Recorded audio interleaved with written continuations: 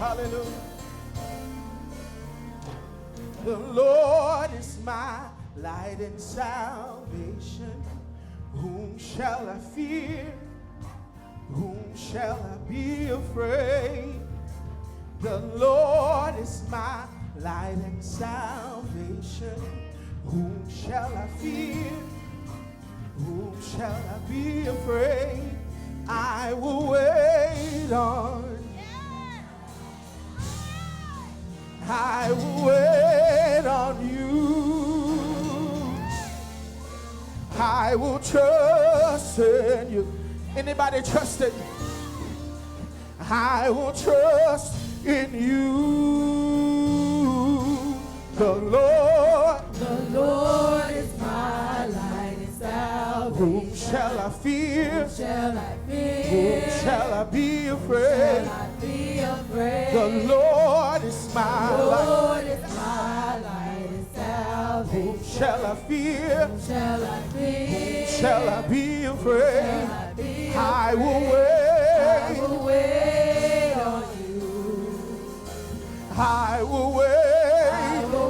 It doesn't feel good to wait sometimes, but I will trust in you. You know the plans you have for me. Say, I will trust. I will trust in you.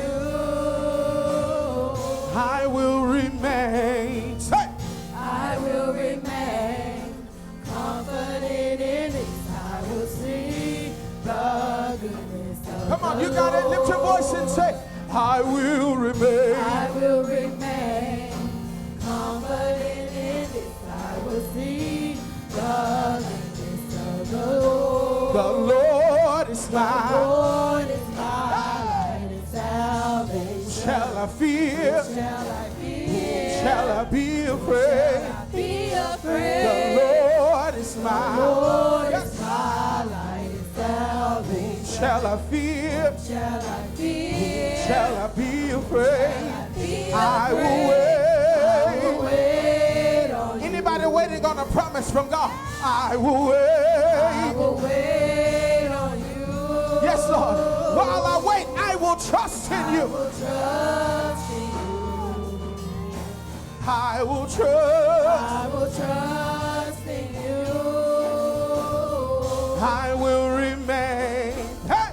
I will remain confident in it. I will see the goodness of the Lord. I will remain. I will remain confident in it. I will see the goodness of the Lord. Come on, sing it one more time. I will remain confident. Come on, last time. Say, I will remain confident in it. I will see the goodness of the Lord. Come on, put your hands together. Come on, come on, come on. Yeah.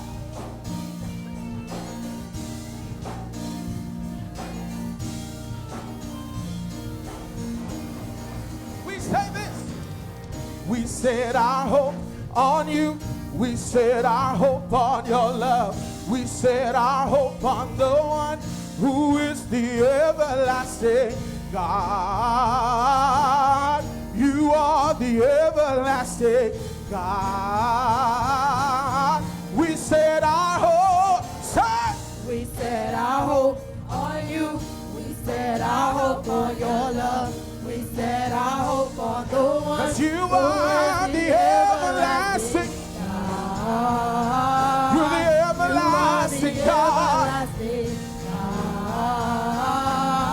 We set our hope. We set our hope on you. We set our hope on your love. We set our hope on the one. 'Cause you are the everlasting God. You're the everlasting God. We set our hope. We set our hope on you. We set our hope on your love. We set our hope on no one. 'Cause you are the everlasting God. You're the everlasting God. We set our hopes high. We set our hope on Come you. on. We set our hope on your love. We set our hope on no one. 'Cause you are the everlasting. God. You're the everlasting God. You're the everlasting God. Say, you're the everlasting God. You're the everlasting God. Say, you're the everlasting God. I will remain. I will remain confident in it. I will see the goodness of the Lord. I will remain.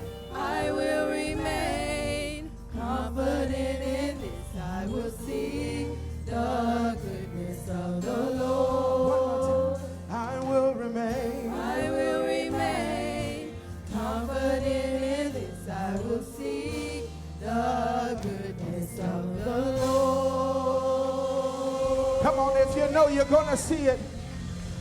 Come on.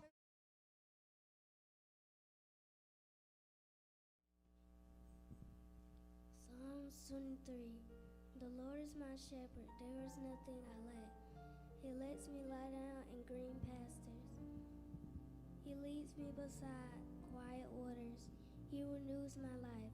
He leads me along the right paths.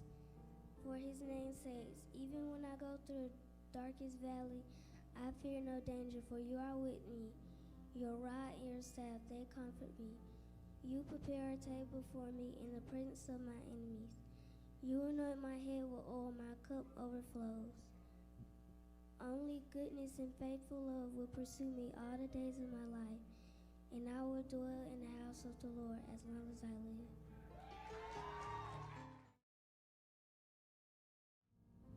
Good morning. Behold, what a good and a pleasant thing it is, brethren, to dwell together in unity. And that is where we are today, united, here together to discuss a difficult topic. But we know there is nothing difficult when God's present, and God is present in this place. All you have to do to realize that is to look at my colleague and friend and a former student in our school district, Mr. Kwan Willis.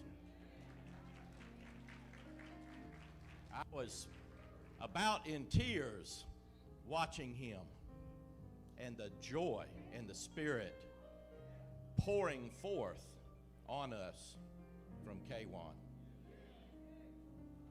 And Miss Leverett, another colleague who works tirelessly with our city, here today worshiping. Thank you. Thank you. Thank you. Both of you. You are blessed to have them in this congregation. I bid you greetings from the city of Americus, where we believe that 133rd Psalm that I just quoted. Behold, how good and how a pleasant thing it is for brethren to dwell together in unity. We must live that every day. We must live that every day.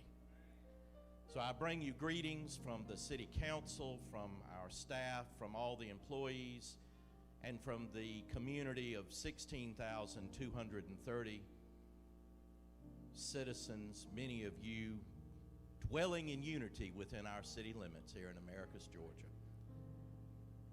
If we are to be a shining city on a hill, as this lapel pin says, then we must learn together to dwell together in unity.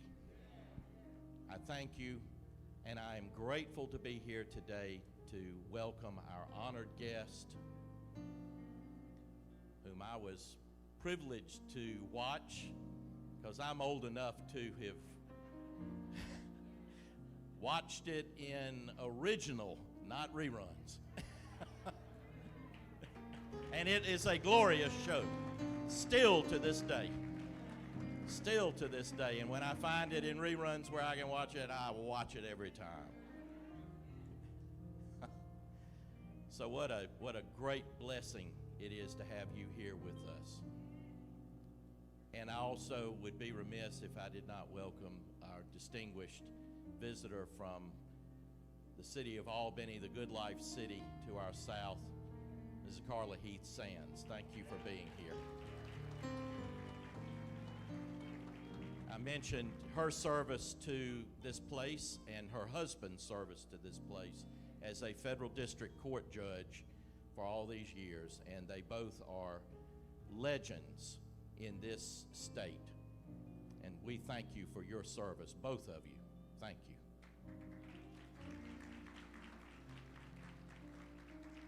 We are honored today to be here in Americus, Georgia. What a great place, and we hope that you will realize that before you leave today, what a wonderful place it is, and maybe you'll come back and see us again. If I had a key to the city, which I've been looking for, I don't know where it is, but I've been searching for that thing, because I always said the mayor gives the key to the city. I would pass it on to you, but I have not been able to locate it. So if any of you out there know where the key to the city is located, if you would give me a ring. We thank y'all so much for everything you do in this church and how you serve this community. And I am just honored to be here today. What a blessing it is to be in this great house of our Lord. Thank you, and once again, welcome, welcome.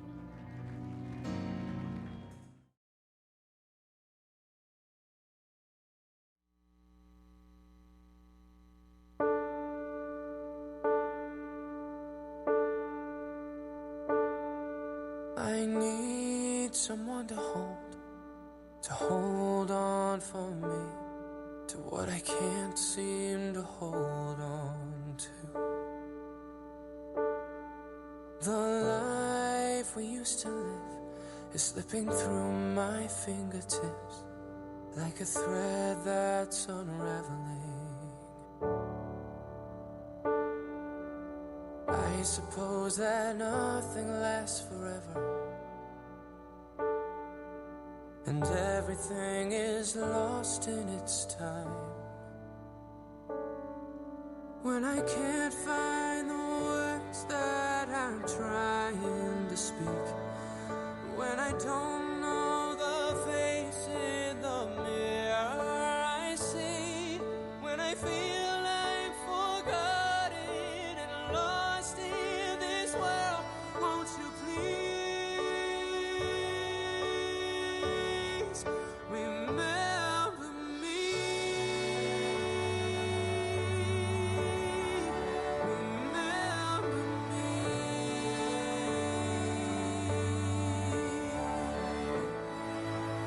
I know there'll come a day when I have gone away and the memory of me will fade.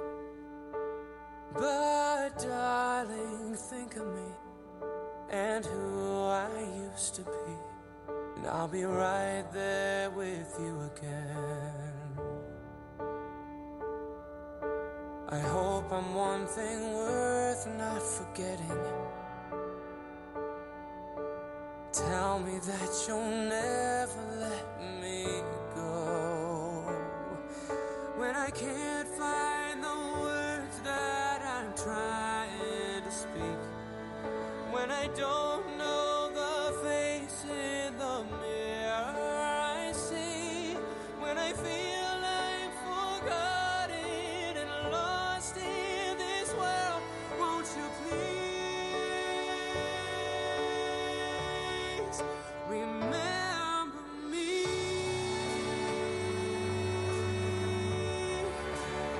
Remember me. Remember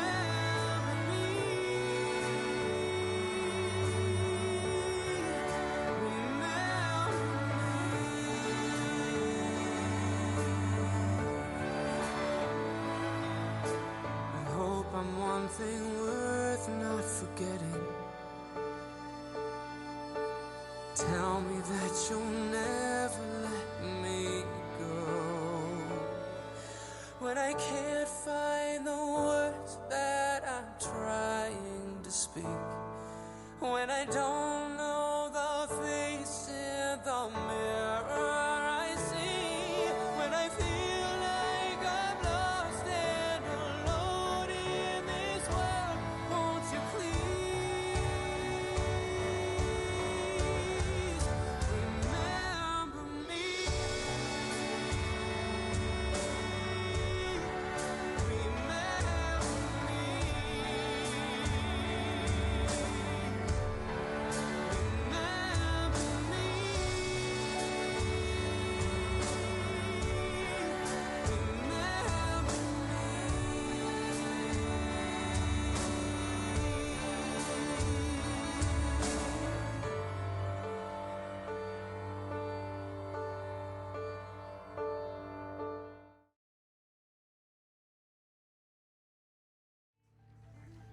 The next on program we have the impact of Alzheimer's disease, perspective of a caregiver by Ms. Charlotte Harris, and recognizing the symptoms by First Lady Carol Fowler.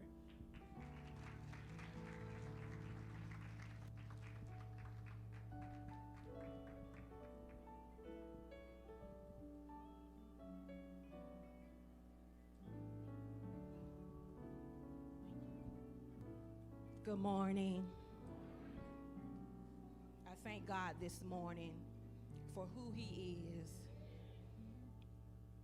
I am Charlotte Harris. I work for Magnolia Manor Senior Living here in Americus, Georgia. I am the activities director for their memory care facility. I have been with Magnolia Manor for 18 years. For 18 years. We serve residents in independent living, assisted living, skilled nursing, and inside a skilled nursing facility, we have a memory care unit, and that's for residents that has Alzheimer's and dementia-related symptoms. And we also have a memory care facility for the assisted living. That is where I work, and it's called the Maddie H. Marshall Center. And at that facility, we share 12 basic facts for Alzheimer's care, and that's what I'm going to share with you this morning.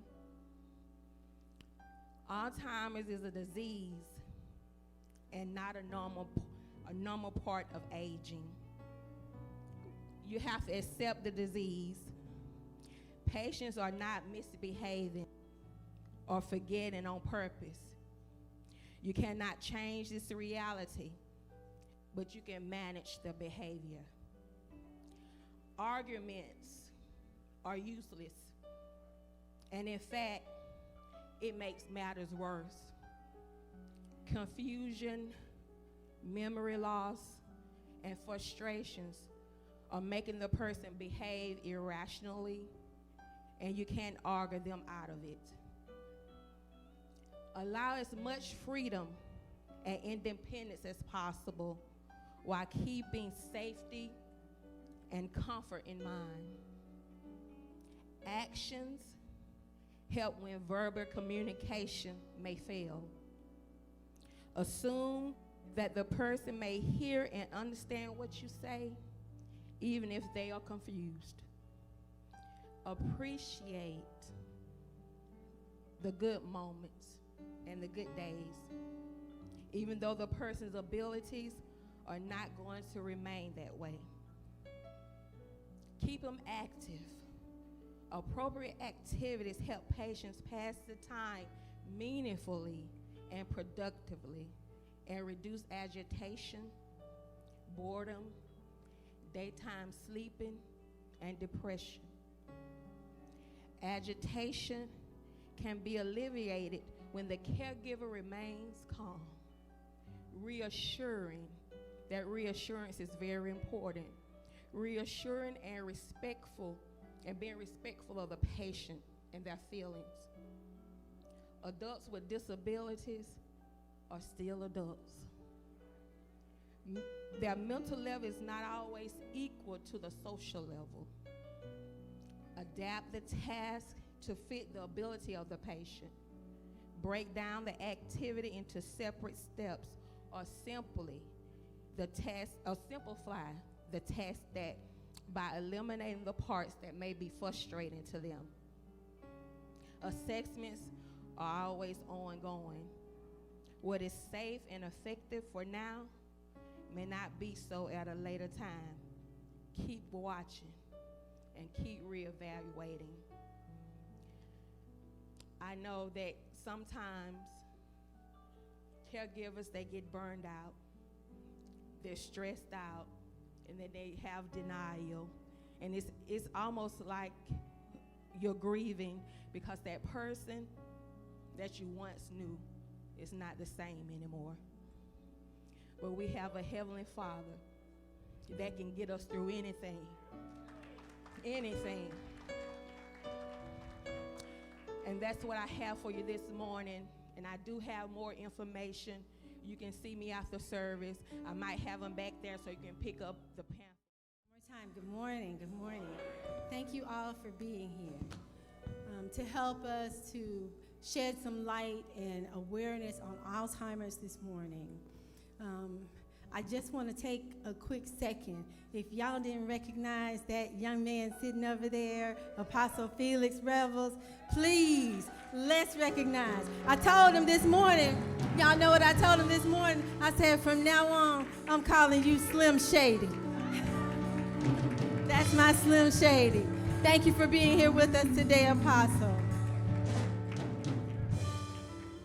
So as we talk about this topic, Alzheimer's, I've come forward this morning to talk to you a little bit about just a little bit of overview of Alzheimer's and some of the disease symptoms.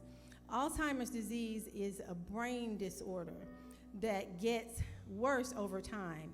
It's characterized by changes in the brain that lead to deposits which are called beta amyloid deposits.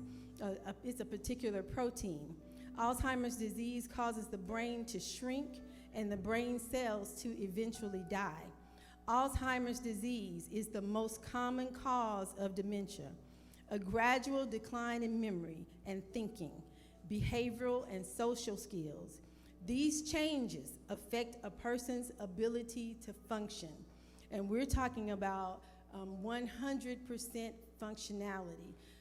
There are different stages of Alzheimer's, which begins with very mild symptoms of just memory lapses and things like that, all the way to what's severe Alzheimer's, where people no longer remember faces of their children, they don't remember names, they don't remember their name, they may forget the friends from back in the day, they may only remember a certain segment of time in their lives.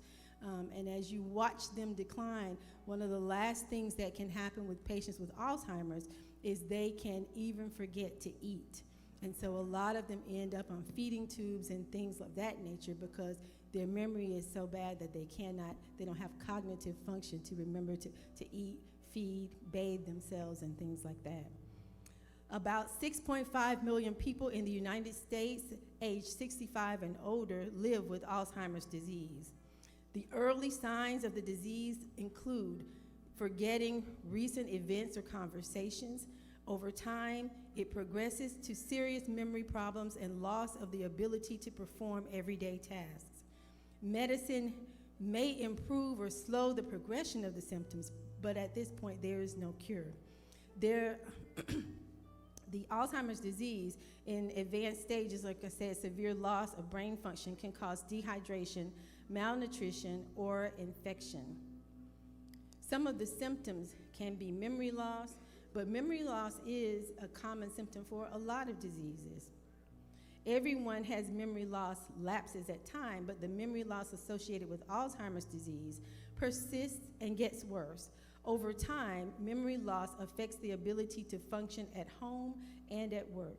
People with Alzheimer's disease may repeat statements and questions over and over, forget conversations, appointments or events, misplace items, often putting them in places that don't make sense, like putting the keys in the refrigerator or putting clothes in the fireplace.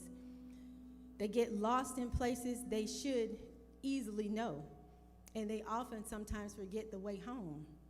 Eventually forgetting the names of family members, everyday objects like a pen or pencil, and having trouble finding the right words to fit into a sentence, expressing thoughts, or taking part in conversations. Alzheimer's disease causes difficulty concentrating and thinking.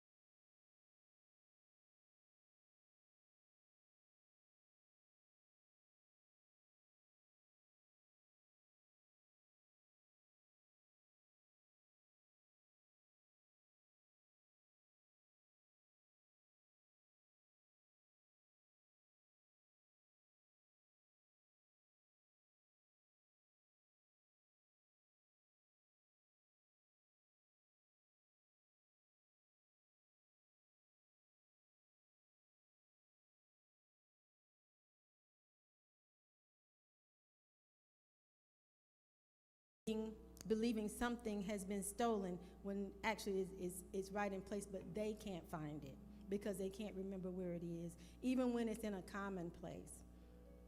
Despite major changes in memory and skills, people with Alzheimer's disease are able to hold on to some skills, certain events. You'll find that some patients with Alzheimer's, they may be stuck in a particular time or place. Maybe somebody might remember everything about high school, but they don't remember the children, or they don't remember what they ate for breakfast this morning. When to see a doctor. When you find that you're having symptoms, or you're unable to remember things, or people tell you you keep repeating the same thing, or if you see family members with any of those symptoms, then you basically want to discuss with their physician those symptoms and how to best handle or manage. There are a lot of cognitive skills, behavioral skills, techniques that they have now to help with Alzheimer's. We do have some medications that can help with some of the memory, but there's nothing that will get 100% function back for these patients. So just remember, if you have a family member or someone that you're concerned about, the best thing to do is to speak with the physician so that they can help to get you on the right track. My prayer for Alzheimer's. Maybe if I had 3 wishes from a genie, maybe if I had just even one, I'd wish to take this disease from you, for all the damage to be undone. But my prayer is that I'm able to stand with you until they find a cure. Because even when you can't remember, your love will always endure. And it hurts sometimes to think of who you were. Hurts sometimes to think of the painful forecast. Hurts to know there's not yet a cure. Hurts to know that the suffering won't pass. And every day my grief is constant. I'm not prepared for you to die. But the truth is you're fading in front of me, and I'm longing to know the reason why. But my prayer is that I'm able to stand with you until they find a cure. Because even when you can't remember, your love will always endure. And I smile when people call me strong. Daily I wear the facade. They don't know I'm struggling with faith. They don't know I'm questioning God. Because you were always the one taking care of me, forever the superhero in my eyes. And now the roles have been reversed, and watching you is killing me inside. But my prayer is that I'm able to stand with you until they find a cure. Because even when you can't remember, your love will always endure. And I'm determined to preserve your dignity, trying to educate others when I can, letting them know that you're sick, trying to make them be patient and to understand. And although it feels like you're slipping away from me, I'm grateful that you're still physically here. And even when I feel guilty for growing weary at times, I never leave you or give in to those fears, because my prayer is that I'm able to stand with you until they find a cure. Because even when you can't remember, your love will always endure. Alzheimer's is the hurtful monster, and it's hidden in the closets of your brain. You didn't even know it was there, and you don't know it's the cause of your pain. And this monster has haunted millions, and how to slay it is not yet known. But just know when it comes to you, you're never fighting alone, because I'm going to stand with you until they find the cure. Because even when you can't remember, your love for me and my love for you will always endure.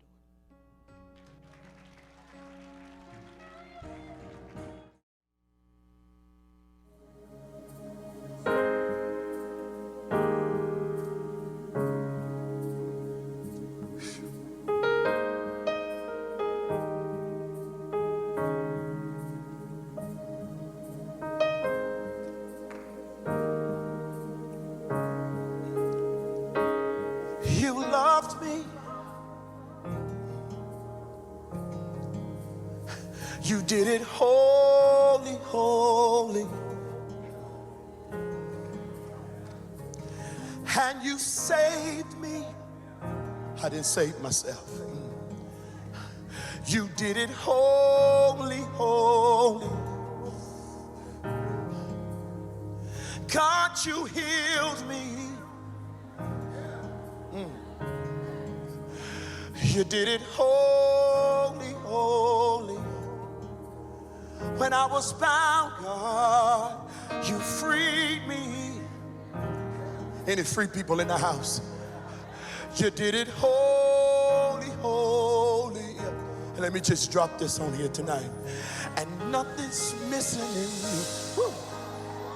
Took me a long time to get here to be able to say it tonight, but I need somebody in this room that can confess it by faith tonight, to lift up your hands and declare, oh, nothing is missing in me.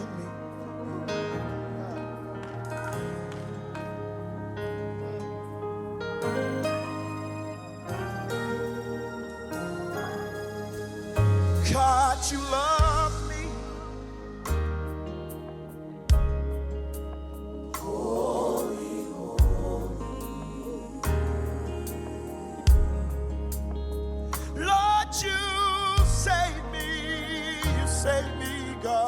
Yes, you did it, God. Holy, holy. Did it entirely. Holy, holy, holy.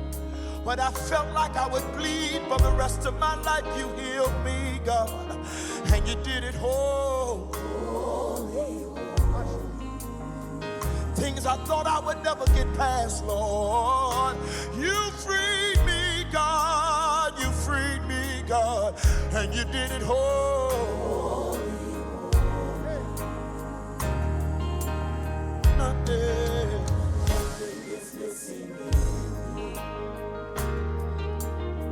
When you got Jesus, I said, when you got Jesus, said nothing is missing. Nothing is missing in me.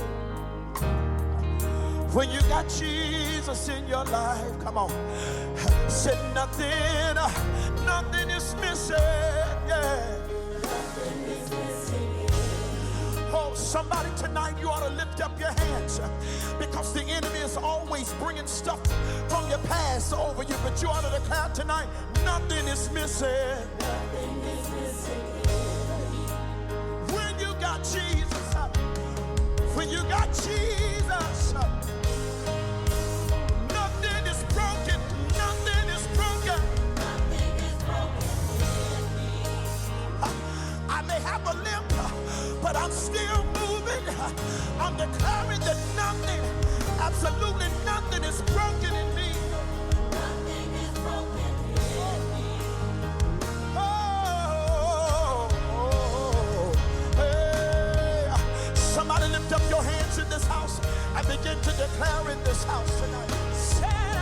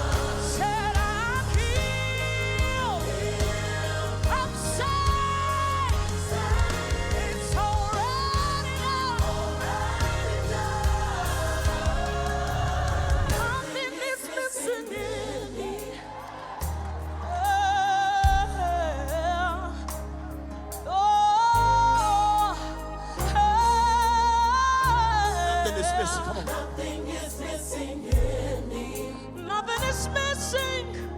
Nothing is broken in me. Come on. Nothing is broken. Nothing is broken in me. Come on. Nothing is broken in me. It's already been done. Already been It's done. already been completed. It's already done. Nothing is broken in me. Oh, oh,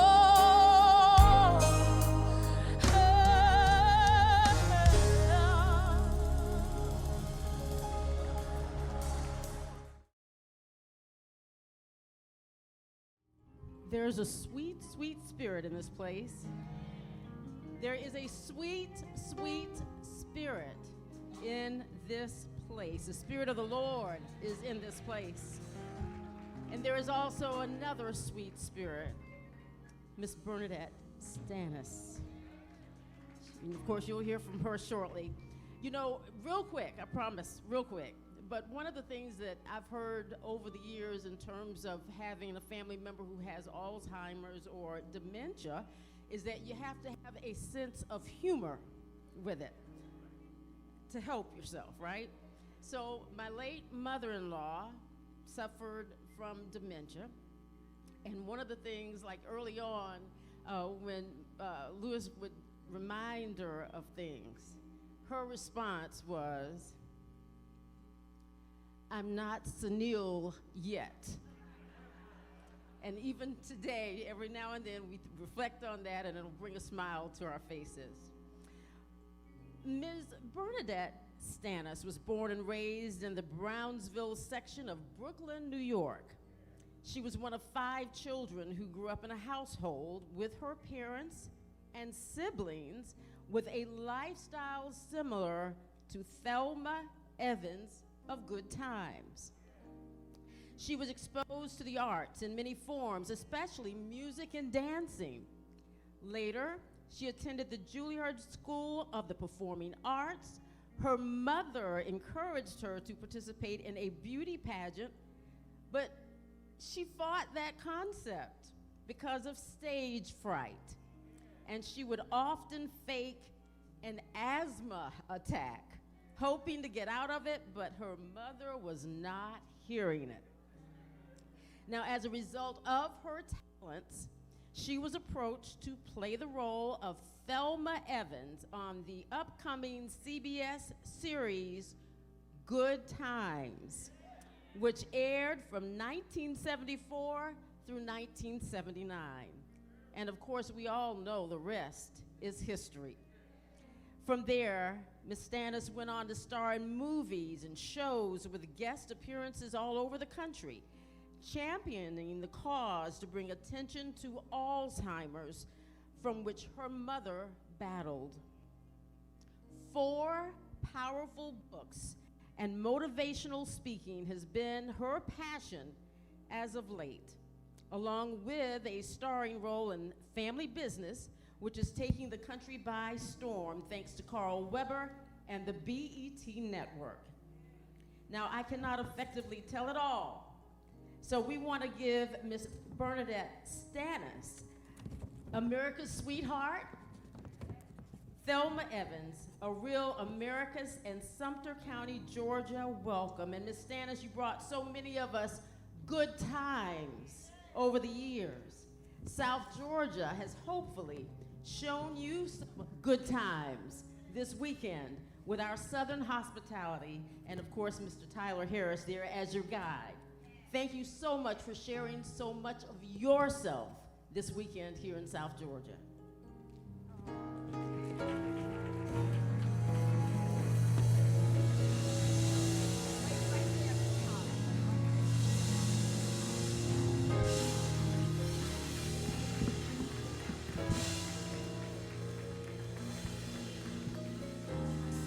I'm gonna put that there.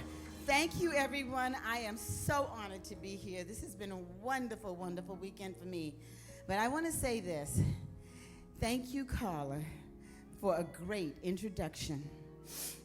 This award is given to you one person on television who keeps all of Southwest Georgia informed in real time.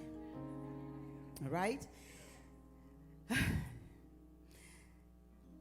It's engraved, and I'm going to read what's engraved with it. It says,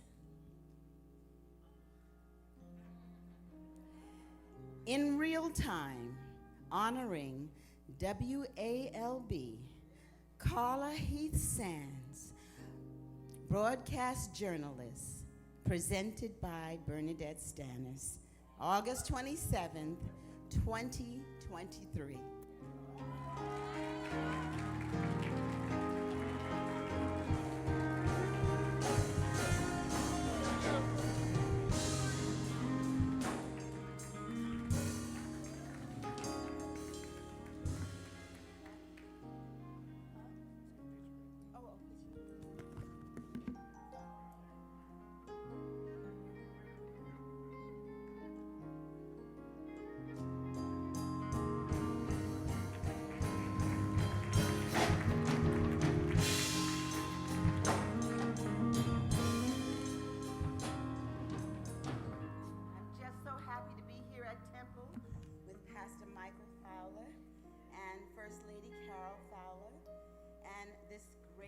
Wonderful congregation.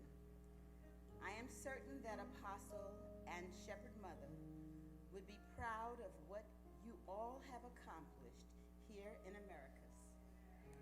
Thank you for allowing me to share in this special service here tonight with you, this morning with you. I am emotional. I guess that's why I'm an actress, right? Everything here, I kept crying.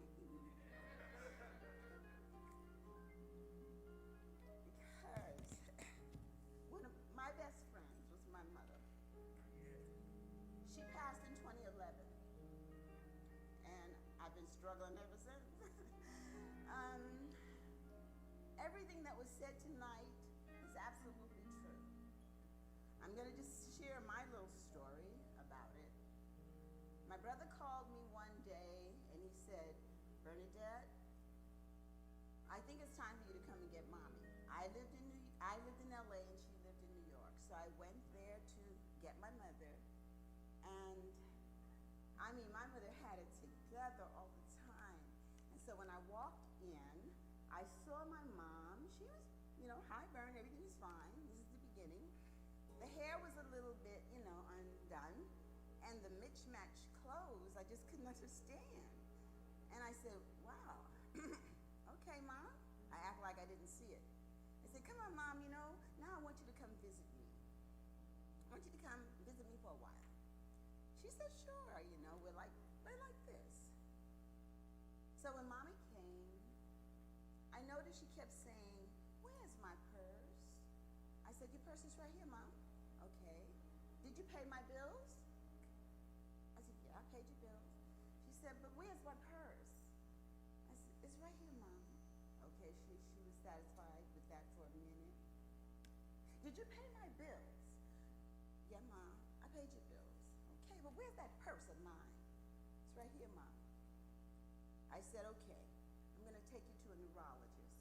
I didn't tell her that. I said, we're just going to go get a checkup. We went to get the checkup, and the neurologist looked at her, and he gave her a few things to do and say and repeat, and she couldn't quite repeat everything. And he looked at me, and he said, okay. And I said, see, Mommy, he's going to fix you. Everything's going to be okay. So he looked at me, and he said, I want you to give your mother these. And I asked, what is that? He said, those are pills for her condition. At that time, it was called Aricept. So I said, okay, I'll give her that. And then he said, well, and he kind of looked down, and he said, there's really no real cure yet, but this should help. I said, oh, I said, Mommy, we're going to cure this. We really are. We're going to cure this. I said, Mom, we're going to cure this. She said, okay. And I said, I'm going to give you more vitamins and this and that, but vitamin D is very important. Very most important pills we as black people should take. So after I did that, I said, the doctors, oh, I forgot all about that. You know what? I think I'm in theater. Okay, y'all did hear me in the back? Okay. So he said, your mom has something called Alzheimer's. I said, what is that? I said, Mommy doesn't have Alzheimer's. That. Forgive me, anyone who's Caucasian in here, please. I said, that's, white people get that. Black people don't get that. He looked at me. I guess he's saying this ignorant. I'm like, what? And I said, Mommy, how'd you get that? I said, oh, I know how you got that. You got Creole in you. You got a little white in you.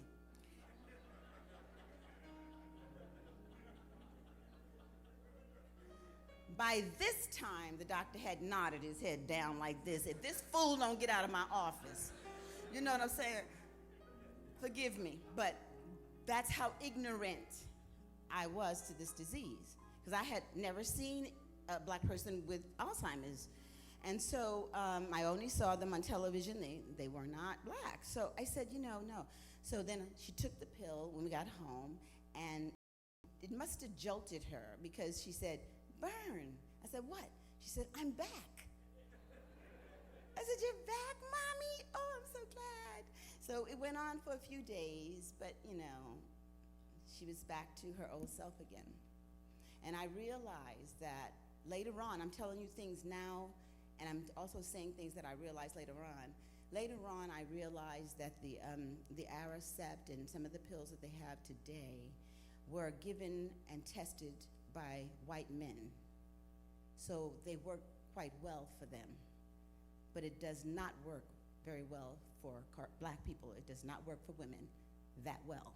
But it's the only thing we have. We have a few more pills that we're taking. So we have to get into more trials just so that we can find a pill that can help us a little better. Okay, we went on with that. There are just so many different incidences that happened. So as time went on, months went on, every day I would take Mommy with me on the road, because I have 3 books. I'm going to show you. My first book was this one, Relationships, and I was on tour. I had my mom. This one here was on finances. After that, I started to notice that people kept asking my mother, because I would always have her sit next to me. They kept asking my mother, well, how did she get there? And what did you do? And can you tell us some stories about that? Because she didn't really look like she had Alzheimer's. She looked like she was still there. So she would just smile and everything. And so I said to her one day, I said, Mommy, wouldn't it be nice if you had a book too? And then we could sit down and write our books together? And she said, yes, I would like that. I said, okay, so what color would you want your cover and everything like that? She says, oh, well, I like blue, so I want some blue with some white and some stuff like that. And I said, yeah, when we could talk about all our stories and things like that. She said, certainly. So by the time we get home, Alzheimer's is funny. It jumps from one stage to the next. So by this time, she had jumped from another stage, and now we're not worried about the book anymore. I'm just worried about life, okay? I said, we can't even form a sentence for a book, and so that was out of order for a minute. I kept on and kept on. What I noticed is that Mommy would forget to eat, or she forgot she did eat, and she wanted to eat again. And me not understanding, knowing what's going on, and crying, and kind of, Mom, okay, and reading that you got to be patient, and I said, okay, Mom, but you just ate. She says, come on, baby, and eat with me. I love my mother. I ate with her. So I kept eating and eating it, and this went on for days, years.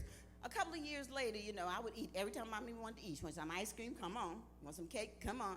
And I didn't realize, this is really weird, I did not realize anything about me. I'm just so worried about Mommy, making sure she take that pill, making sure, what's going on with her brain, and start asking God, come on, what is this?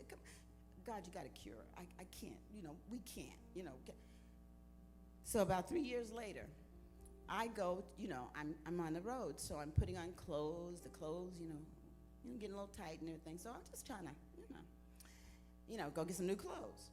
So I went to the store to get some new clothes. The numbers on them clothes. I said, you know what? These people need to stop ordering European sizes. No, seriously, I was in denial. I didn't even notice. I didn't even notice. It's a funny thing when you're in shock and you're in pain. Sometimes you really don't know. You don't see. And my mother kept getting smaller and smaller. I'm like, how you doing this? I'm like, what you got that I don't know? But it's like, I didn't understand. She was getting smaller and smaller. And then she started to want to wear, hey, this is a cute one. Some things are cute. Some things you gotta laugh at. She was right about that. Mommy wanted some red lipstick. Now, my mother was the most conservative human being on the face of the earth. She wanted red lipstick. No, not, give me that one. Which one is that? That glossy one. She wanted red glossy lipstick. So every day I put the red glossy lipstick on her. But I did her hair, I fixed her clothes, I fixed everything, and she loved it. And so I asked my brother one day, I said, Kyle, why does mommy want red glossy lipstick? And he's a pastor. He smiled, he said, maybe that's really her. I'm like, come on. So every day that red glossy lipstick was on because she was happy. So I noticed that mother being a bookkeeper, I would go to the bank and get her money and put it in her purse and everything like this. This is another progression, a couple of months later, maybe about 2 years later, and I'm looking in there and I'm putting all her money in there and everything, and she's looking in her purse every day and she sees her money and everything's fine. We go to the mall and she's giving money out. So I said, well, that's okay, you can give a few dollars out, no problem. That's what she wants to do. A little boy was standing on line, and he was about 20, and he wanted some ice cream, and I don't think he had enough money, and my mother gave it to him.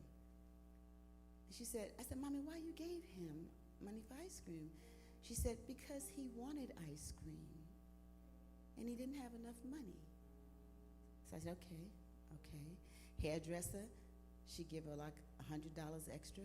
I said, Mommy, why you do that? She said, because she has so many children. And she needed help. So her heart was coming out. And that's what we have to understand. We have to understand the inner person with Alzheimer's and stop looking at who she was to us. A friend of mine, Ernest Thomas, recently his mom passed away, and he asked me, Bern'Nadett, in the middle of the night, I can't do it. I don't understand it. What's going on? My heart's breaking. I said, Ernie, as my mother had passed by this time, I said, Ernie, listen. You're at a point now where she's walking away slowly, but God has given you a chance to pull yourself together. And what's going on now is that she's forgetting all the ugly stuff that happened to her. And she's remembering all the beauty. I said, God has given her a chance to go back and look at all the beautiful things that made her happy.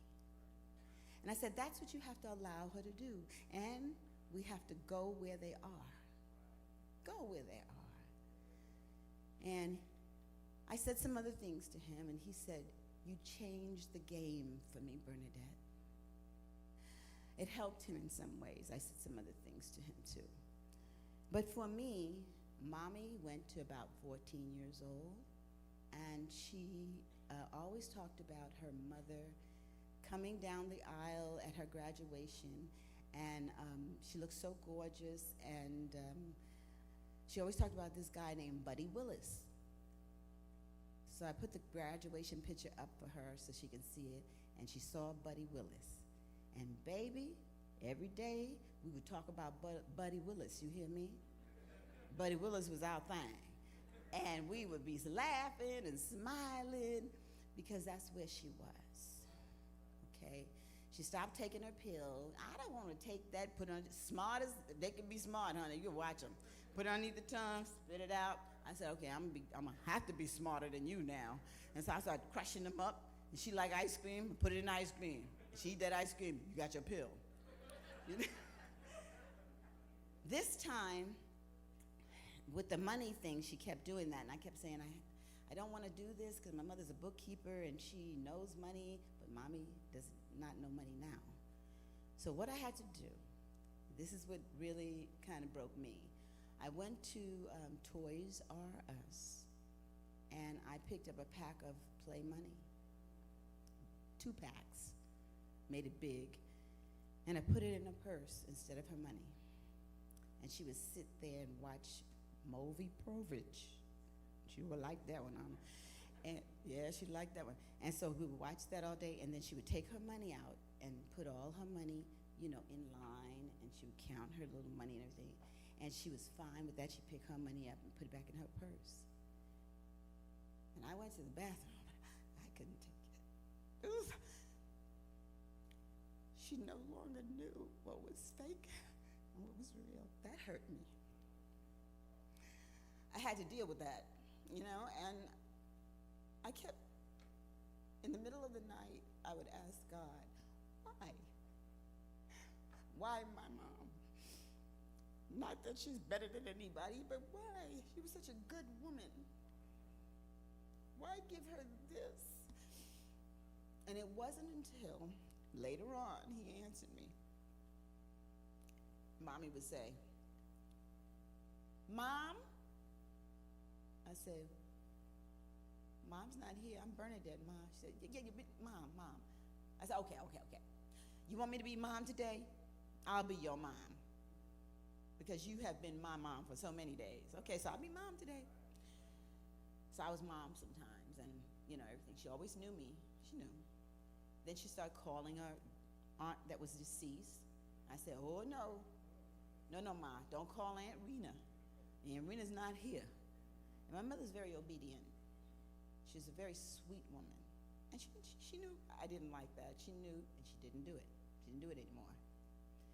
As time went on, we realized that, it was getting close. And I asked my husband, I said, how many more steps you think, she's got left? He said, Bern'Nadett, she's close. I said, don't say that. Come on now. He said, she's in almost the last stages. I said, no, she's not. But she was. And Mommy got shingles at the end. So I had to take her to the hospital.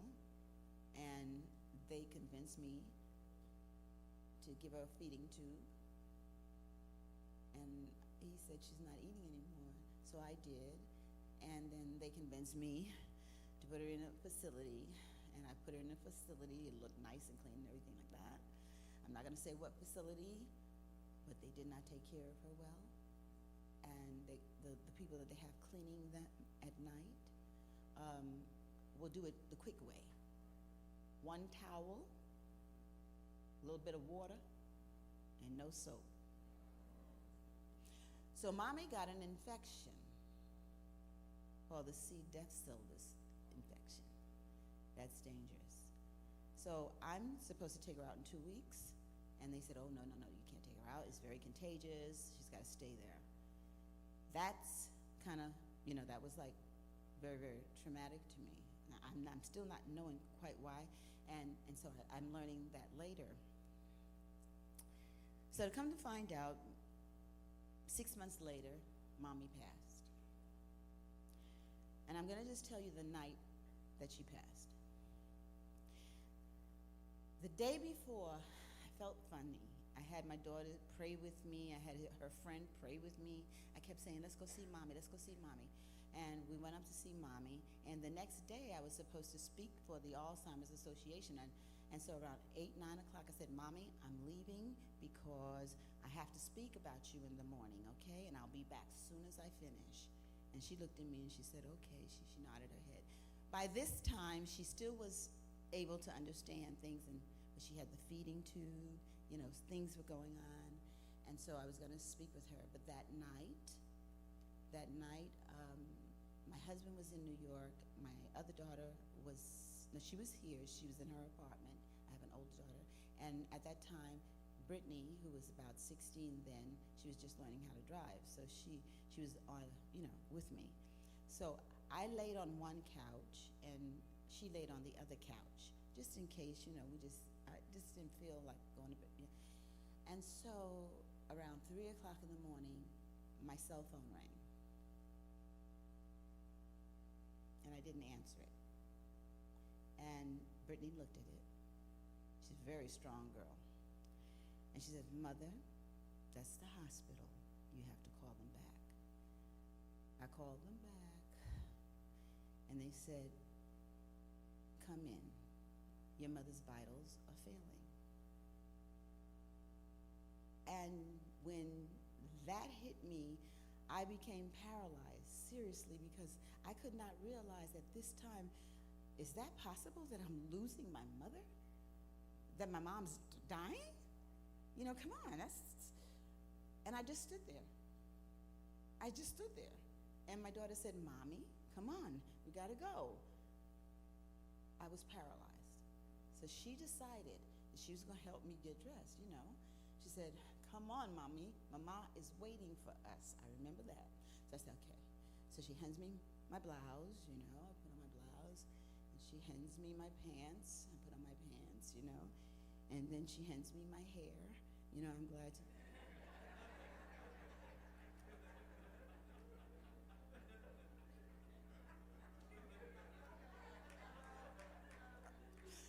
I'm so glad she said that. So I put the hair on. And so she says, come on, Mommy, you have to drive because I can't drive yet. So I'm driving to the hospital, and I'm thinking the whole way, what does death look like? What am I going to see? What am I going to do? I said, call your big sister and tell her, come on. So by the time I get to the hospital door, that door before she's, to go in, I say, the whole way I'm saying, God, come on. I don't know what to see. I don't know what to say. I don't know what am I supposed to do? I really don't want to see this. I could hear God saying this to me.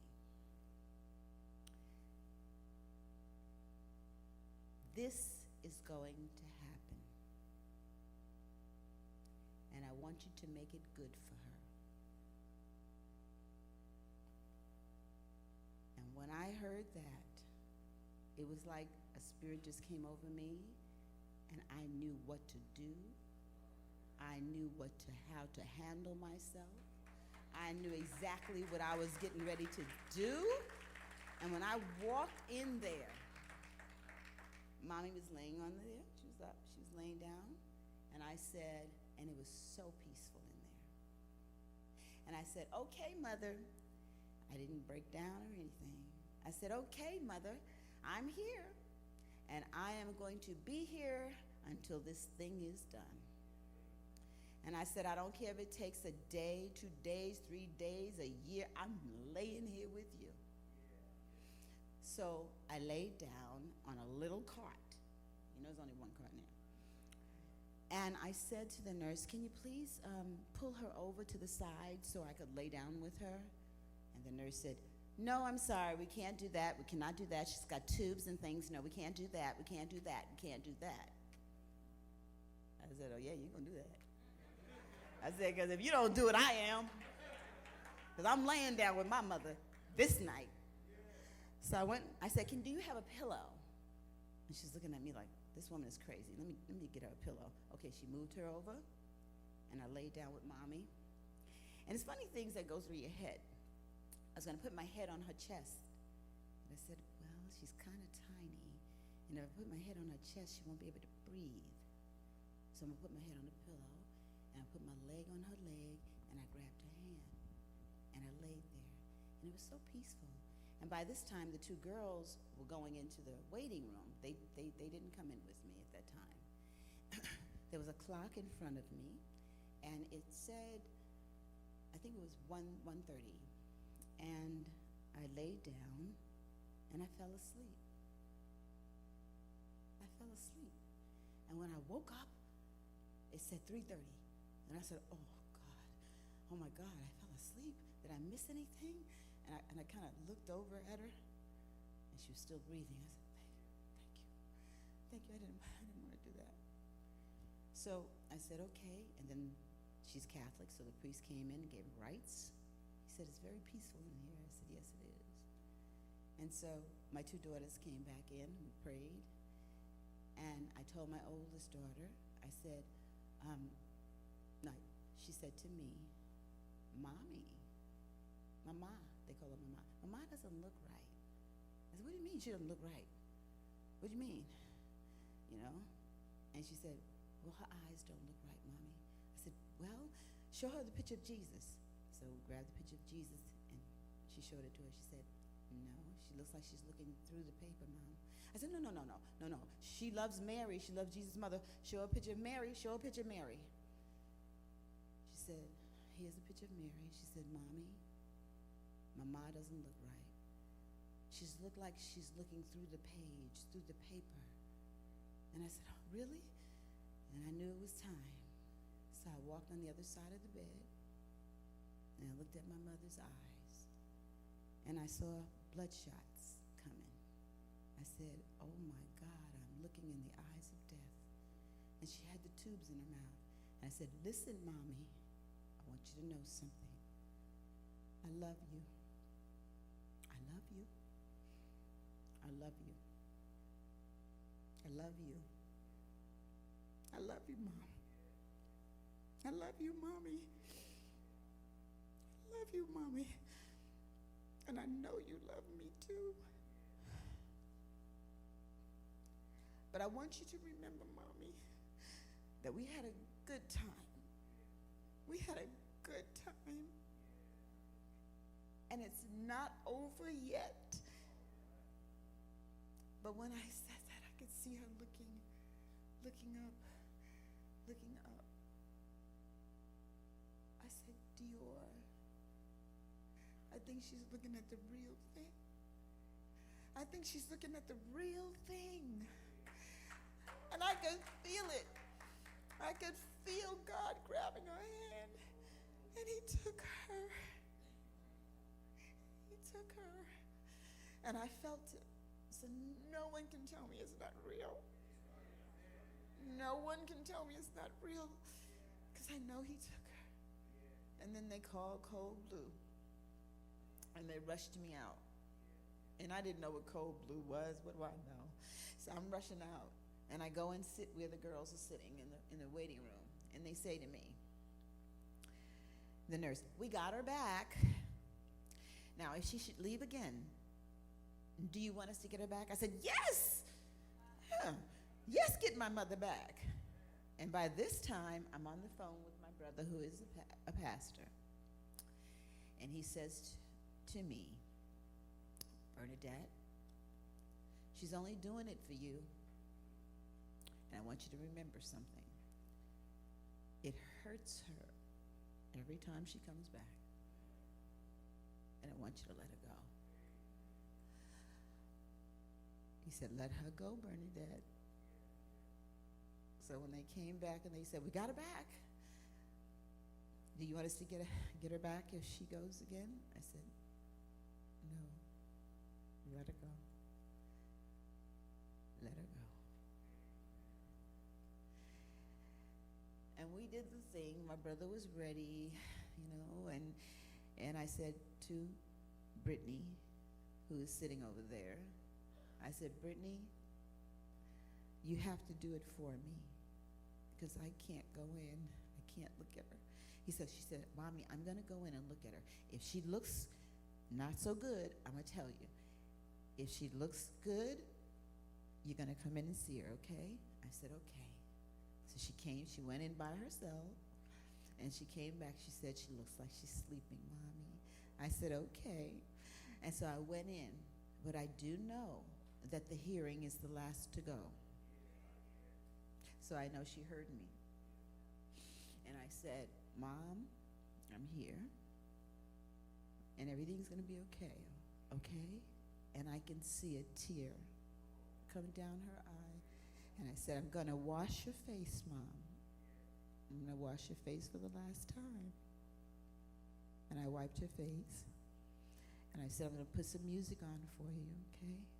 But before I do that, I'm going to call Trell, okay? That's her son. And he's going to say something to you, okay? And I called him and said, say something to Mommy. He said, Mom, I love you. You did a good job. And I want to thank you. I love you, Mother.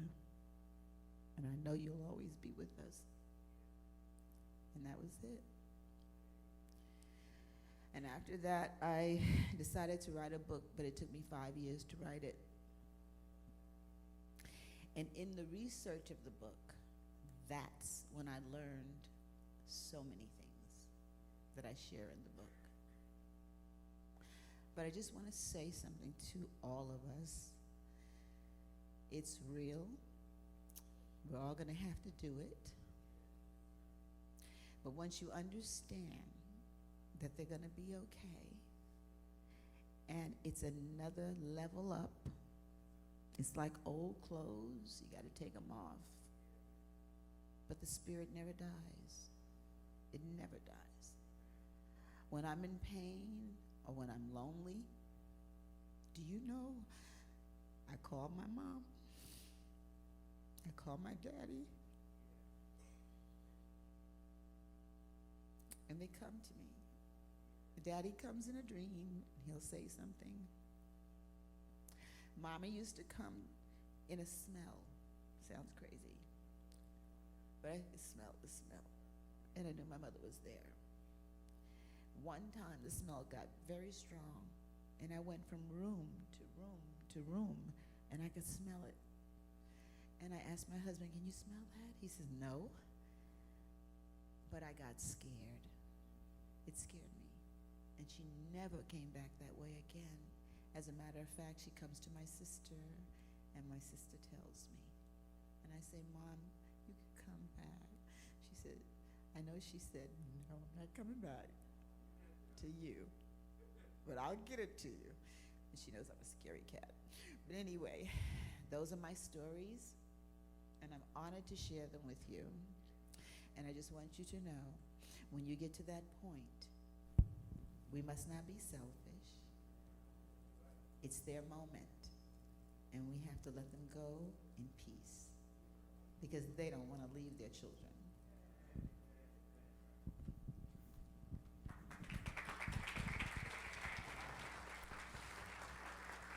Thank you very much. And you know, it's a kind of thing where if you have a question or two and you want to ask me, I'll answer you. It won't be many, but I'll answer a few if you feel something to say. You know, if you don't, it's fine. But it was after her going that I learned a lot about this disease. And I put them in the book, so, you know, you can get some of that there. But I wasn't as sad as I thought, because when I saw that God, I could feel that God reached for my mother, and I know she was safe. He also gave me a strength that I never knew that I would have, okay? And so she left me a legacy to talk about Alzheimer's. She left me that. That was her gift to share. I wrote the book about her in honor of her. Hi, my name is Associate Pastor Tanya Harris Reese. Thank you for watching with us on today. If you would like a copy of this message, comment below or inbox us and our media team will get right back with you.